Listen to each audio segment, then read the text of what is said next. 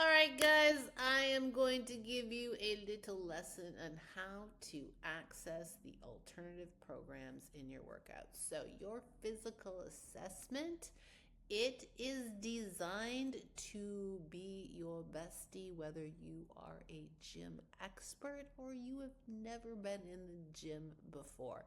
If you train from home or if you train in a gym, this physical assessment is going to meet you right where you're at, and it's going to allow us as your coaches see where you're at so we can assess your strength and your endurance, how many days you are able to work out a week, what is your time frame, all of the things, so we know exactly where you're at, and we are able to build a program that is customized to you only. So think of this as dating. We're dating you. There is no judgment. You shouldn't be judging yourself on how much you're able to do or unable to do, or where you're at in this assessment. You shouldn't be judging or comparing yourself against a past version of you, of like, I used to be able to do this. No, no, no. This is about where you're at right now so that we can custom design a program for you where you're at, and we can get you to wherever you want to go. That being said, when you open one of these bad boys up, you might look at it and go, I don't have a spin bike, Coach Jules. And I don't have a leg press. I thought I told you, Coach Amber, Coach Jen, that I didn't train from a gym. We got you. Okay? Give me 1 second while I show you how to access these alternative workouts. All right. So when you open up your app, you are going to see right here your day one of your physical assessment. Okay.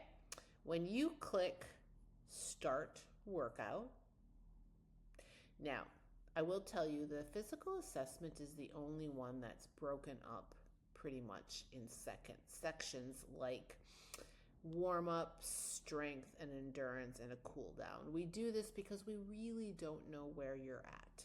Remember, there's always going to be a description up here. So we want you to warm up for 5 minutes with light cardio.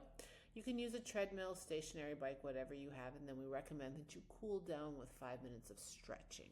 This is the equipment. This is all of the equipment. There's lots of equipment in here that you could use, but when you click start, now you're not going to see any little arrows here telling you that there are alternative workouts until you click start workout. Then you're going to click start section. Okay, now before you click start section, you're going to see, oh, there's a spin bike. Okay, maybe you don't have a spin bike. Click that arrow and it's going to show you all the different alternatives. So if you have a treadmill and you're going to do a treadmill walk, you can click treadmill walk. If you don't have a treadmill and you have an elliptical at your house, or you have an elliptical at the gym and you want to use an elliptical, you can choose elliptical. If you are at home and you don't have a spin bike, you don't have a treadmill, you don't have an elliptical, you can do a high knee jog or a walking high knee. And you would just click that. What the fudge is a walking high knee? Click the video. And the video is not only going to give you instructions, it's going to show you how to do it. All videos will also have instructions with them. Okay? So it says 10 minutes. You will click start section and you will time yourself and let us know how far you went for 10 minutes. So you can say, you're going to have to put something in here, guys, because I doubt you're going to go a mile, but it's going to require you to put that in there. And then you will just check the box that you did the high knees for 10 minutes. Click done. And it's going to take you to your next section, which is your strength section. Now, remember, during the strength session, we are assessing your strength. This should be challenging. And you need to think of your last 2 reps of each set to be a challenge without compromising your form. If they're not challenging, you need to add more weight or do more reps. What I need to remind you of, guys, is you need to be working at whatever level you are, at whatever exercise you pick, you should be going all out. So there's only 3 exercises here. Some of you might go, oh, well, this is easy. No, not really. Not if you do this workout to the best of your ability. If you show us exactly what you have. If you quit doing dumbbell walking lunges at rep 15, but you've got 10 more in the tank, you did not work to body failure. You need to go until you can't do any more walking lunges, whether you're using a dumbbell or not. All right, now again, let's talk about where you're going to find your alternating exercises. Let's say you can't do dumbbell walking lunges. Click the arrow and there's alternative workouts. So if you're not unable to use a dumbbell walking lunge, it's just too much for you, you can do a body weight walking lunge. If a body weight walking lunge is too much for you, click the arrow. You've never done lunges before, you can do a reverse lunge to a chair. Now, how do I do a reverse lunge to a chair? There's a video that's going Now to we're going to start with the reverse lunge with chair. Karen's going to stand close to the chair, a hand on the chair is just as a reference. Let's do a couple dry runs. So this is something to do if you've never done lunges before, if you feel unstable in them, and you have complete directions in how we want you to complete it. Okay? So then you're going to say, hey, Jules, I don't have a leg press. Well, if you don't have a leg press, you can change that exercise. Continue. Why is it not letting me do that? Oh, cancel workout, start workout. Start section, spin bike, start section, 1, done. Look at you figuring out what happens when things go messy. Okay, so apparently before you click start, so if you don't have a leg press, you can do a body weight step up or a dumbbell step up. You pick what you choose. But again, what I'm doing is I'm clicking this little arrow. I don't know where it went before. Barbell full squat. Jules, Jen, Coach Amber, you must have a screw loose. I can't do a barbell full squat. That's okay. You could do a dumbbell squat. You can do a wall squat. This is one of the easiest. You can do a body weight box squat. Okay, there is something for everybody here. So if you can't do this, do this. If you can't do this, do this. If you can't do this, actually, if you can't do this, do this. If you can't do this, do this. If you can't do this, do this. Okay? Same with the dumbbell walking lunges. If you can't do this, do this. If you can't do this, do this. Leg press. If you don't have a leg press, do this. Do this. If you can't do this, make sense, guys? So let me start this section. Then when you get to the section, you're going to put your weight in. So say you're doing a dumbbell walking lunge and you're using 15-pound dumbbells. You're going to put that in. How many reps did you get? Did you get 15? Awesome. Click done.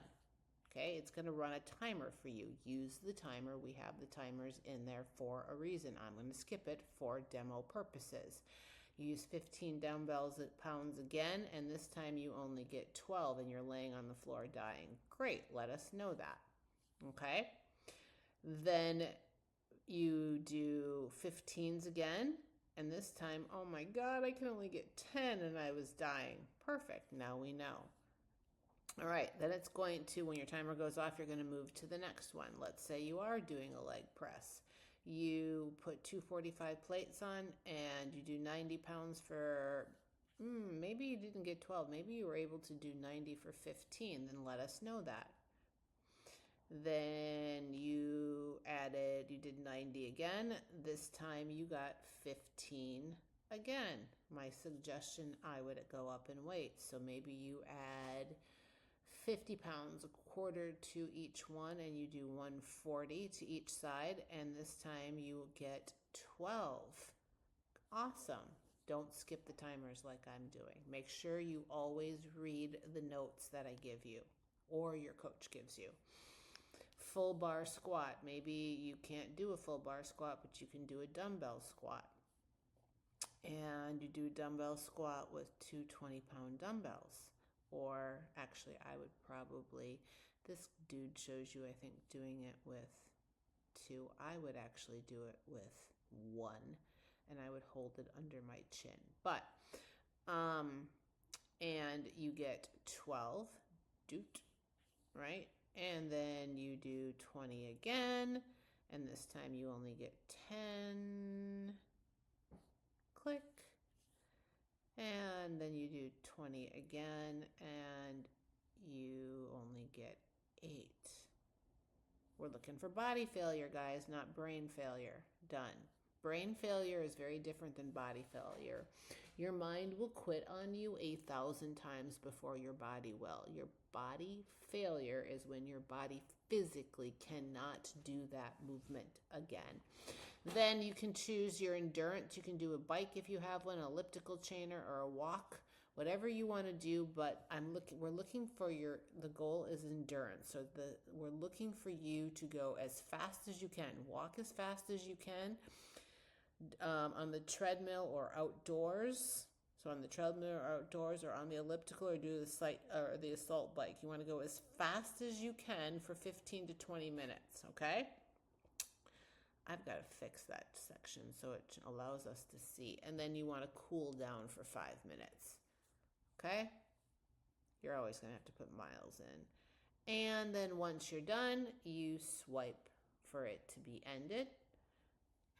You'll get a little, sometimes you get a little thingy. When you close it, you can also tell us how challenging the workout was. And I'm here to tell you that these assessments, while they look simple, if you're not laying on the floor giving your coach the middle finger after one of these assessments, you did not go hard enough. You need to do it again. All right, my friends, that is how you access alternative movements and successfully complete your physical assessment week. Peace.